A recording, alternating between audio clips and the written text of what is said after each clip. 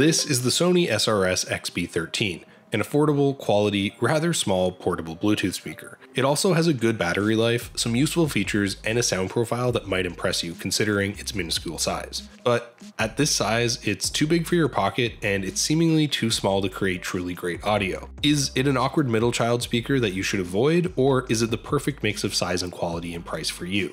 Well, in this video, we're going to check out the popular Sony XB13 and see how it compares to other popular competitors, and what it's like to actually use the speaker. So let's get into the video.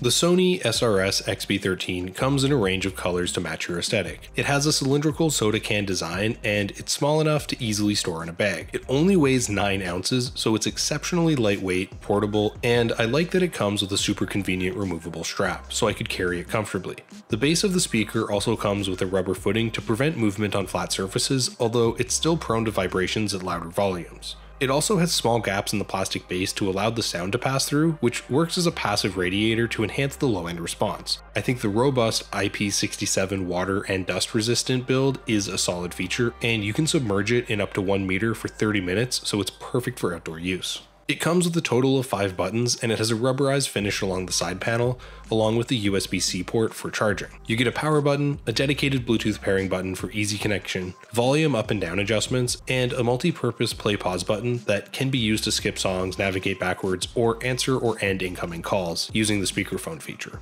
And I thought the microphone quality was okay, but my voice sounded weak and distorted at times. Overall, it's functional, and you can enable its function with a Bluetooth connection. It provides Bluetooth 4.0 compatibility, and I appreciated how easy it was to pair the speaker with my phone. Although the VUNEX Sound Arcwave offers an improved Bluetooth 5.0 connection at a very comparable price. The connection was generally solid and stable, and you get a range of 10 meters. I like that it supports the AAC codec, which is an outstanding addition for the price, and it offers you a reliable sound quality, along with the more common SBC codec. You also get the ability to easily pair two SRS XB13 speakers together to create a studio configuration, which dramatically improves the audio performance. The quick pairing feature with Android devices is also useful, and it provides fast and intuitive pairings for phones and tablets.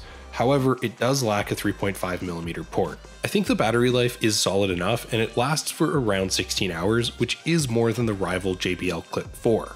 Although this depends on your volume level and power consumption. It takes around 4 hours to complete a full charge, which is on the slower side. While it lacks some common quality of life features like a built-in power bank to charge your devices, you get a convenient indicator on your smartphone to alert you when the batteries are low. If you're enjoying this video and you've learned something about the Sony XB13, be sure to give the video a like. It really helps the channel out. And if you're interested in updated pricing, be sure to check the links in the description. You get a single standard 1.5-inch full range driver, so it lacks the stereo separation and wider soundstage of dual driver setups. It comes with a frequency response range of 20Hz to 20 kHz, which delivers solid coverage and tonal spectrum. I thought the passive radiator performed admirably, and it added some noticeable richness to the driver's bass tones. The new diffusion processor delivers some good directivity, and it utilizes DSP technology to create a 360-degree radius of audio. I thought the audio performance was respectable, and it comes with a reasonably balanced and even sound profile with a slight focus on the mid-range response. So leads and vocals are clear, although the vocals do have a touch of sibilance. I found it had decent bass response with admirable accuracy,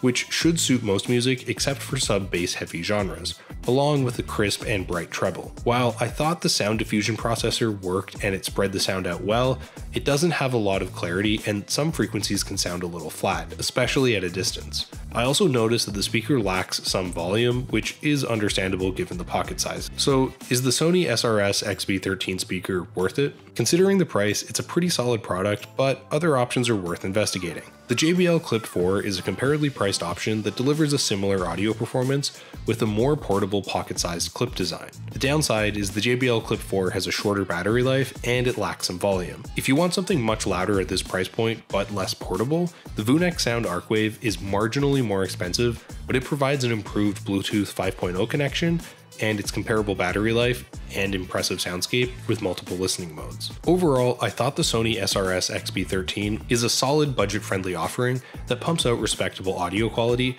that a lot of people would be into. But if you don't value its compact size as much, I think the VUNEX Sound Arcwave is a better choice for the price. But that's just my opinion. Let me know what you guys think in the comments. For updated pricing on all of the items mentioned, be sure to check out the description. And if you guys learned something or you found this video helpful, be sure to give it a like and subscribe if you're new to the channel and you like short, informative tech videos. Till next time, I'll see you guys later.